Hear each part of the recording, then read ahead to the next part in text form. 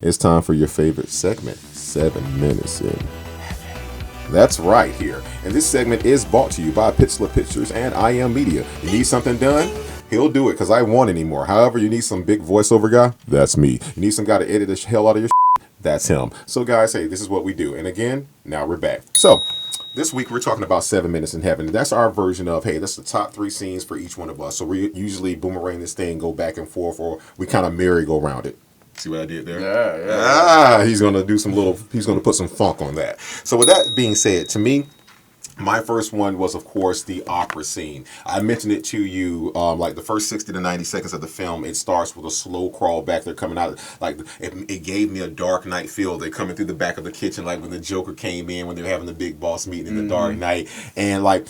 I love a film. This is ironic because I'm being ironic here because what I'm gonna say later. But I love a film that doesn't just give it to me right away. Like, yeah, throw me into it. Like me and you, like you bet not get up. You bet not blink. So with that opera scene, to me, the hardest thing to do is to control the crowd. And when you saw these panning shots, yeah, there were some cuts here and there, but it didn't make me feel like it was a Michael Bay film and it's a cut every 0.3 seconds or somebody's whisking the camera around. You saw perfectly planned shots. If one thing we've talked about from our research to the people we've interviewed is that Christopher Nolan is very planned and precise. He thinks about things 2 decades in advance, and then, of course, according to him, over 6 years fleshes these ideas out. So that opening opera scene, knowing that how they reconstructed that opera, you have to have so many people. It doesn't take one director to do this. You're working with multiple directors while action is happening, people passing out, making sure no one looks at the camera. I'm looking for mistakes, and I am so drawn in from the beginning that I have to be there. Yeah. And if you can do that to me right then and there, you've gotten me. So to me, well, it's hard for a top 3 scene to be an opening scene for me, but that opening scene does it for me, man, and it draws me in. That's a good one. I like shortly after that scene, after he takes the suicide pill as the test, and he wakes up. That scene when the girl's explaining inversion to him, that was so interesting the way they broke that down, and she showed him how the bullet goes in reverse, and he couldn't take that one because it didn't come from him, and he had the it was really cool. Like, it didn't get too pseudoscience-y. That you're like, eh. It was just enough of like exposition to keep it engaging, to keep the pacing going. And again, it, like what I said in the earlier, it brought up that whole conversation about cause and effect and fate and free will. That I thought that scene was like beautifully poetic. If they were going to give you any sort of pseudo-psycho or like training wheels, that was the only time you got any explanation about what was getting ready to happen. But sometimes, as they say, ignorance is bliss. I wish I wouldn't have known that, because then I could have, in my mind, I would have been like, oh, I know what's going on. But yeah, that was definitely one of them for me. Listen, spoiler alert again, but right now, when I saw, just knowing what happens in the film or what I perceive happens, the hallway scene to where John David Washington is fighting what he does not know him is himself. One of them is fighting in, it's like the red blue concept. One of them is fighting in real time, but the other one is fighting in reverse. And you're at first, when we first see it, it looks like some voodoo scene. You see him moving like he's possessed, like all these possessed. I'm like, first off, great callback to the 70s and 80s when you actually had to really make effects. It was just not like sitting down at the computer and throw it there. Like, no, like they took time into this. I'm like, goodness, did True Blood meet the Matrix or something? Like, it was happening like that. And then to find out what we found out at the end, like, you see them going. Go ahead, you might want to speak to that. No, just speaking of callbacks to the 80s, like all the actors when they're in reverse, they're not being reversed digitally, they are actually reverse performing. And like thinking of 70s and 80s films, I think of Bruce Campbell in Evil Dead 2, Army of Darkness. He was like the master of, like, Sam Raimi would shoot most stuff where he would actually perform in reverse, so Sam Raimi could digitally reverse it in post, so it looked like he was going forward just really unnaturally, or flying across the room. Is the only way he could do it was do it in reverse and then reverse it in post and have him go forward. But I thought that, and the choreography to choreograph somebody, it's like a whole new way of fighting when Right. somebody is fighting inward and the other one's fighting forward, but they're still interacting with each other somehow. But what's the third level plane of that? That both of them somewhat know what's going on. Yeah. It's just Yeah, like they're like, oh, let me get past. Let me get past real quick. it's crazy. One's thinking about one's. What I can know what you're doing, but I didn't know you were going to do it in reverse. Yeah. Now I'm confused again, so it's not a fair fight again. It's crazy, man. But yeah, go. That was my second one. My second scene is actually the so you like the hallway scene in there. I chose the whole umbrella over that whole thing. That whole airport scene when they're holding their breaths as they're trying to hack the security locks to each room. It felt like a nerve-wracking video game in like seeing it like cinematically. The choreography of the fight, like I said, going forward and reverse, all the way to the punchline at the end of the airport scene where after all that craziness, they're trying to get through the locks, holding their breath when the air is sucked out of the room, fighting each other forward and reverse, finally get into that one room where right before they open the door, they both just fall down perfectly in sync, which was, that was like, there were so many moments like that where it shows they showed you that even though in the timeline that we're seeing things play out as, the protagonist had just met Neil. This is one of their first times working together, but you know that's not the case when you see the way they're so in sync, how they fall down like that, and also when they go and meet the Indian actress, which again I failed to get her name too, but it's actually her first movie filmed in the first United States film role. But when he goes and meets her, that same thing, which was a hilarious moment when it was time for them to escape.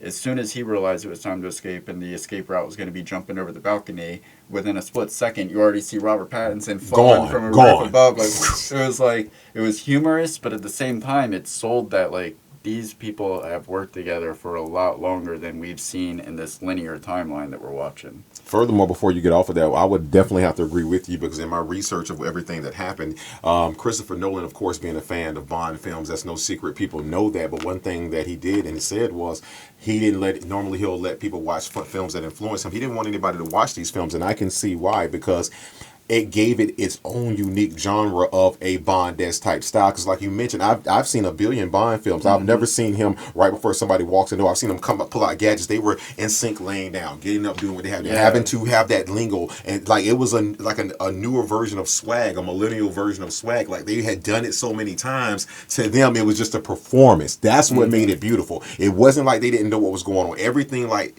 was a performance. So I agree with you on that. Now for me, no, with the Bond films, that I'm glad you brought that up because he said he wanted to capture the memory, the feeling, rather than actual like mocking it or mimicking it. Yeah. And I am the same exact way. Like when I did Never Go Back, I did not.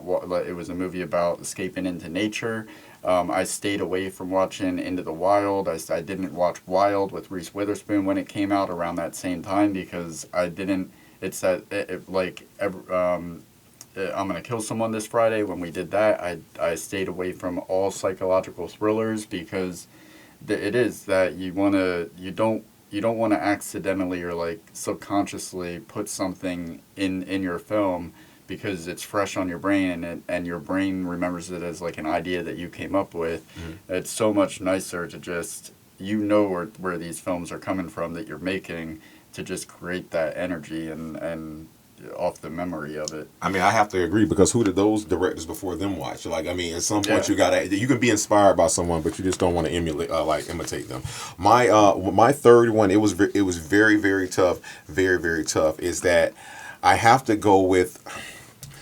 At the end of the day, I have to take it back to the airport scene. The fact that you brought it up earlier, the 747. First and foremost, this was never planned to be an actual 747. I think this may have been one of the only CGI. They're going to go with a miniature model way to do this. But blindly enough, they were searching for location scouting, and they came across this empty airport with abandoned and broken down planes, if you will. And so the fact that one of his head stuntmen had to acquire a license to be able to not even drive the plane, but just the towy, whatever thingy he's finna show on the screen now. Ding, make me look educated.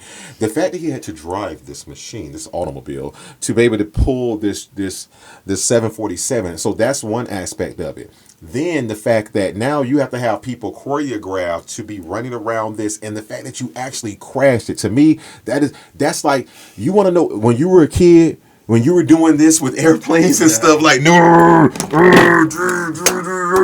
like when you're doing all this stuff, like that's the biggest thing ever. That is the greatest thing ever, to become a grown ass kid, man, and be able to say, I want that plane, mom being studio. I want to crash it into that building being dad. Can I do it? We just want to have room. We're going to have so much space for so much more activities when I crash this plane through this building. And they actually did it, man. And so for me, that's like, man, listen, you had filmmakers around the world with their dicks on hard. Like, I wish someone could let me do that. And in fairness, it wasn't even satire. It went with the script. It didn't feel forced. It wasn't so, oh, we just got to do this because we got it. And so for me, that was my third one, man. I mean, kudos all to the crew. To more so to the crew than the director had the balls to do it, but actually trained professionals had to get there and do this. Yeah. So to me, that I got to give it to that, man. My third one is when the protagonist, John David Washington, meets Sator. That was a great moment of the hero of the film meeting the villain of the film. The intensity was there, the tension, but interwoven within it was just the witty dialogue. It was a perfect balance to introduce this rivalry that is apparently just going to keep going. And it had one of the best lines in the whole movie when Sator says, "Have you slept with my wife?" Not yet. And then he says, "How do you want to die?" And the protagonist says, "Old." And then Sator's like, "You chose the wrong profession." That, like, the whole that is funny in itself. Like, you could just say those lines to somebody, like, those are good punchlines in a dialogue scene. But then when you add it to the context of the whole film and who the protagonist is and what his role is, it goes from being just that's clever to that's like almost f***ing genius. I mean, yeah. I can't disagree with you. I mean, we were sitting there, and to me, that's one of the things where we really talk about. And I want to stop right there. I don't want to go in right there, so I'm gonna let you, end it right there because that was good.